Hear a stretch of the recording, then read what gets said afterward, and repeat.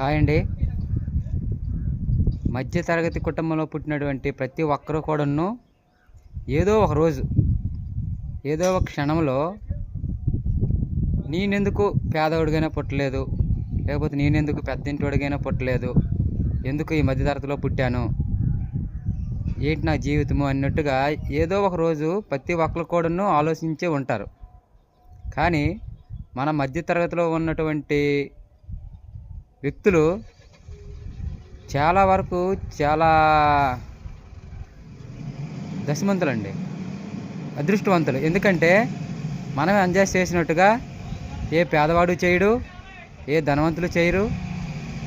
మనం తినే తిండి కూడాను, అలాగే మనము అనుభవించినటువంటి సుఖాలు కూడాను, అలాగే ఎంజాయ్మెంట్ అయినా సరే, ఒక తిండి బట్ట ఏదైనా సరే మనంత ఎంజాయ్మెంట్ అనేది పేదవాళ్ళకి ఉండదు, అలాగని మరి పెద్దింటి వాళ్ళకి కూడాను ఉండదండి. ఒక పెద్దింటి ఉన్నారనుకోండి, వాళ్ళు ఎప్పుడు ఏసీ రూముల్లోనూ లేకపోతే ప్యాలెస్ల్లోనూ అలాగే ఉంటారు తప్పితే బయటకు రారండి. అదే మన మధ్యతరగతి వాళ్ళు ప్రతి ఒక్కరికి కూడాను ఎంజాయ్ చేస్తుంటారు, లైఫ్ని బాగా ఎంజాయ్ చేస్తారు. ఉండే ఒక లైఫ్ని బాగా ఎంజాయ్ చేసేసి హ్యాపీగా ఉంటారన్నమాట.